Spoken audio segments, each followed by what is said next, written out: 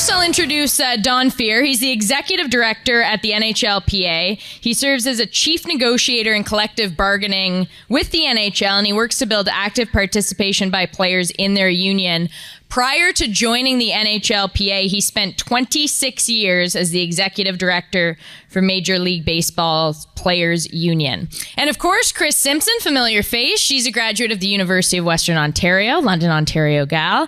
She was the marketing manager at the Hockey Hall of Fame in Toronto for several years, the first in-arena host of the Toronto Maple Leafs, and then she made her move to broadcasting in 1998 with Sportsnet. She's worked here and south of the border. She spent 10 years with the network as a hockey features reporter and profiled the NHL's top players. And you can see her now rinkside on the NHL on Sportsnet and, of course, Hockey Night in Canada. So here's your keynote interview with Chris. Thank you very much, Carolyn. And thank you. Thank you, Trevor and Brian.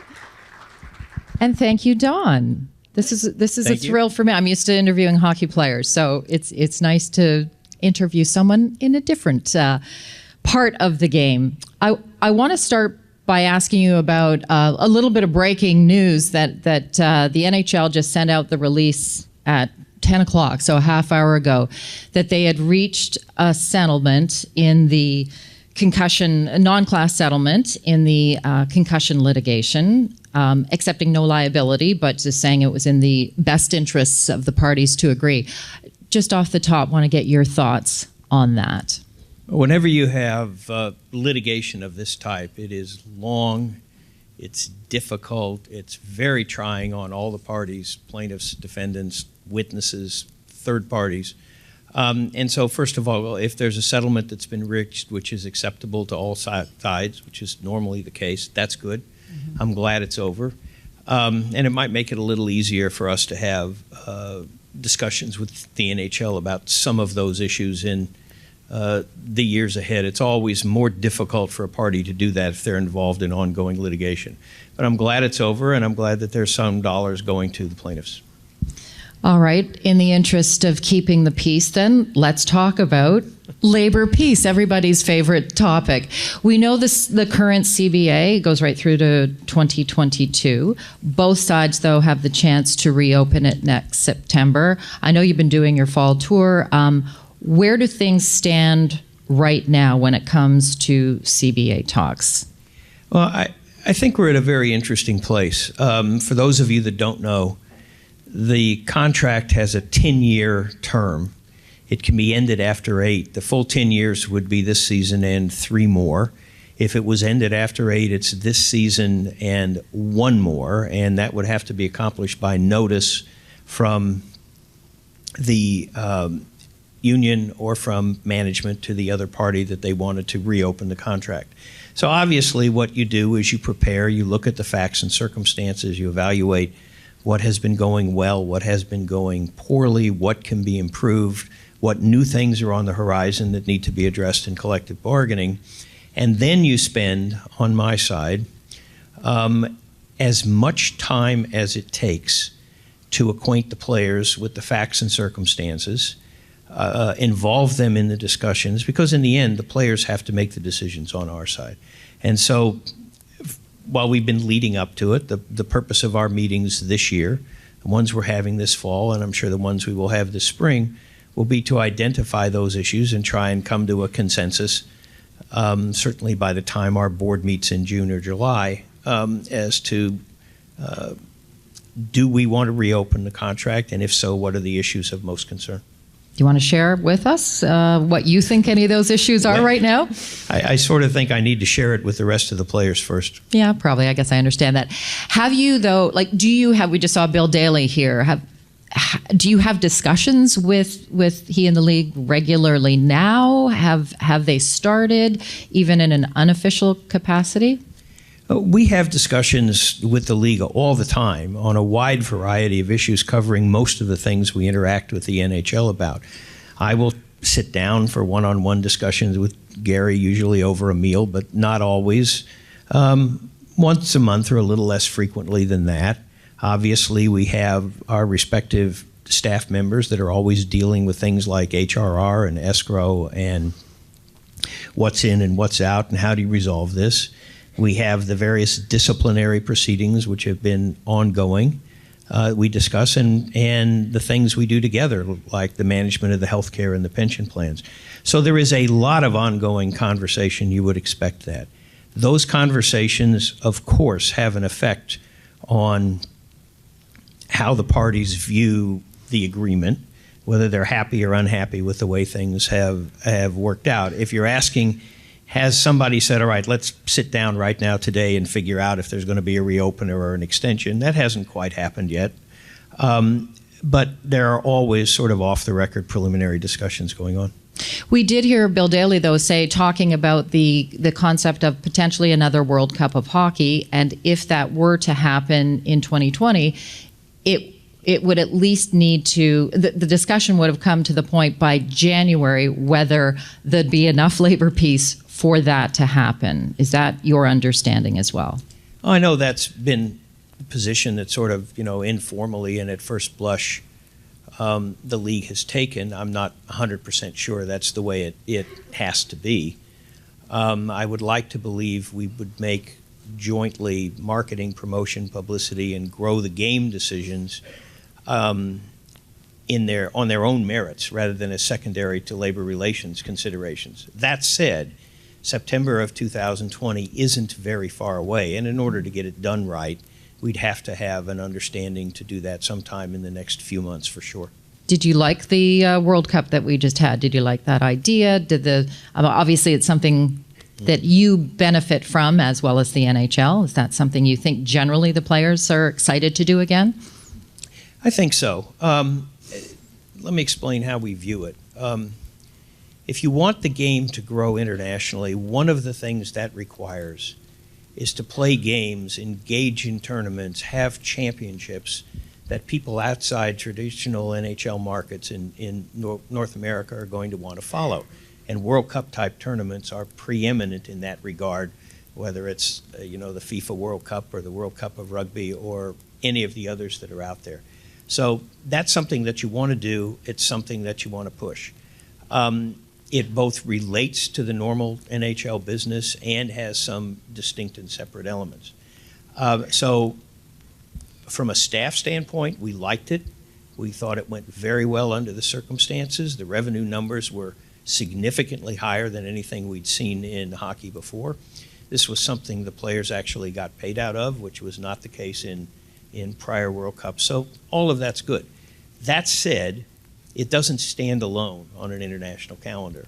And we have an overhang from the failure of NHL players to be at the Olympics in Pyeongchang in Korea last February, which we're going to have to get through too. The ideal, and I'm pretty sure Gary and Bill share this judgment as distinct from sharing with us an agreed upon way to get there, is you'd like to have a long-term international calendar that would sweep in things like World Cups, Olympics, perhaps team against team matches, perhaps specialty matches, or anything else which as part of an integrated plan can help showcase the NHL game and the players and give us real inroads to creating a permanent future outside of North America as well as within it. You mentioned the Olympics, and correct me if I'm wrong, but that could have been in the last CBA but wasn't. The fact that it wasn't, did you assume that the NHL was still going to go? I mean, the players were very vocal when they weren't allowed to go to the Olympics last time, and I would think that's something they were very much going to want to do for Beijing. We have to remember we were in 2012, and we were negotiating, and the owners at that time were unwilling to agree to an Olympics 6 years in the future that nobody had any real sense on as to what would happen, what the circumstances would be if everybody would feel the same. They did agree to go to Sochi, which we did, et cetera. So it was really disappointing. If I can answer your question a slightly different way, do I think it's likely the players are going to want to try and tie that down going forward? The answer is probably. Do you ever see a day where there are actual NHL teams overseas? I know I've seen some comments from Bill Daley recently on that, and My own view essentially is this. I think the NHL game is more well-positioned than the other three North American sports to expand and hopefully to explode internationally. And that's because it already is a premier game across much of Northern Europe and into Russia. And in addition to that, we have lots of homegrown stars that are already there. European model, of course, of how you do these kinds of sports is different. So there would have to be a lot of work done and preparation. I do note that when North Americans have ended up purchasing all or large parts of English Premier League teams, those have turned out pretty well, those acquisitions. So I would like to see that eventually. Obviously, I think it greatly expands the game, greatly expands its reach, provides additional revenue opportunities and jobs. Do I see it on the immediate horizon? I think probably not. It's a few years down the road, but I would hope we would get there. Sports betting. The NHL has gotten into the sports betting business, something that they said they weren't going to do, but now I guess see as an opportunity, having just signed sponsorship deals, I guess you would call it, with MGM Resorts and most recently with FanDuel. Again, my understanding being that they can access advanced data in order to help with for the purposes of betting. What is the PA's stance on that, given I think in the past there's been a bit of resistance for that data to be available? Am I right? Well, it hasn't really come up in this context previously. Let me just respond this way. There are a number of issues which arise with gambling, not the least of which is that if it proceeds in the states as it looks like it is, you could have 50-odd different sets of laws governing how sports betting would work. 50 states, District of Columbia, maybe some of the territories or the Commonwealth of Puerto Rico. And that's going to take a bit of a tussle to work your way through. You want to make sure it's fair. You want to make sure that if there is data that's going to be transmitted, and I'm pretty sure there will be, and it's the kind of data which can be collected and used to enhance revenue, that's done in a fashion that everybody can live with without upsetting player club negotiations or anything like that. You then get to the enforcement side of it, and we just have to make sure that players are protected, because whenever you begin to have large amounts of money bet and bettor A is unhappy with the results, he'll tend to complain. Do you ever see, do you worry though about there being a downside if this goes the route of, you hear it in other sports with players throwing games if now money is on the line, that kind of thing? Well, or at least being approached by untoward people who want them to. We haven't had that problem in North America with the four major sports since 1919, the 100 years in 11 months or 10 months since the Black Sox scandal. And I don't see any evidence that it's likely to come back. Do you always have to pay attention to the possibility of such things, especially given the issues which have surfaced in soccer from time to time around the world? Sure. So it's something you want to be vigilant about. I'm not at this point anticipating problems. The issue of domestic violence is one that has come to the forefront in our society in general for a whole lot of reasons. The game of hockey, as I understand it, is the only game that does not officially have a domestic violence policy of all the major sports. Obviously, there are ways that the teams in the league deal with the issue, but I guess as a general statement, do you see that as even the optics of hockey being the only league without a domestic violence policy? Is there a downside to that, or do you feel that the game is dealing with it the right way? In my judgment, you don't go around creating policies for the sole or primary purpose of avoiding an adverse headline that says you don't have a policy, especially if you have another way to do it. We do have the domestic violence training. It's basically the same thing which exists in baseball. It's done at the rookie programs and so on. And secondly, under the disciplinary provisions which relate to off-ice conduct, if there's cause, for domestic violence reasons or any other reason that would be appropriate, discipline can be imposed, and if the player has an objection to it or thinks it's too severe or unreasonable or the facts are wrong, he has an ability to challenge that. Personally, I don't have a problem doing it that way, and I have a little bit of a reluctance to create a policy as if you can then shoehorn all facts and circumstances into the boxes you then create. Now, obviously, we'll have experience with it as we go on. We just had one case recently, and if that experience proves that we need to do something different, then obviously we'll look at that. I just want to ask you about the case I think you're talking about in Austin Watson, given a 27-game suspension by the league for domestic assault. I know it is your job to support, defend, and represent the players. Just want to ask you about the optics of appealing a suspension made of domestic assault and just what that looks like to your fan base, 42% of which, certainly in this country, are women. This is a topic in general. Why is the union defending so-and-so? Which has come up off and on throughout my entire career, which is now more than 40 years old, representing players through their associations. And I come at it essentially this way. First of all, it's the player's decision as to whether a challenge will be made and whether an appeal to a preliminary decision by the commissioner will be made. Secondly, it's the union's obligation to give him an appropriate defense, to make sure the facts and circumstances are set out, to make sure that the contract is adhered to. And I don't have a problem with that. Everybody wants to make sure the contracts are adhered to. Third, we have in the CBA provisions which govern the nature of appeals.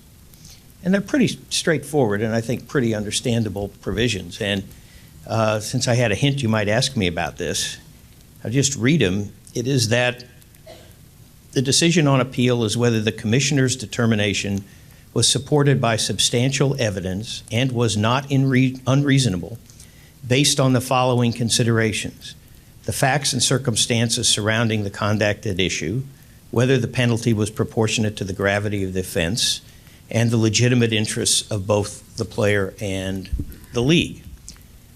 Those are not unusual things. Those are not extraordinary provisions. It's sort of the basic stuff. And the last thing is, I would just put it in a slightly different way. We talk about a suspension as if it's discipline, and every once in a while I've had people in my career, although not since I took this job, but before that, who would say it's sort of like grounding your kid when he does something bad. Well, it's not. What it is a modification of a contract. You were supposed to work, you were supposed to be paid. Now I'm telling you that for X period of time, you can't work and you can't be paid. And at the salaries players now receive, that's potentially a lot of money for a 27-game suspension or even an 18-game suspension, which it was reduced to. And the question is really pretty simple when you think about it that way. Before that happens, should the individual have a right to have his case heard in some fashion by a neutral? That is, somebody that's not selected by him, not selected by the union, not selected solely by management. It's the way you resolve disputes if you're going to do it right. Now, having said that, in Watson's case, the penalty was reduced from 27 games to 18.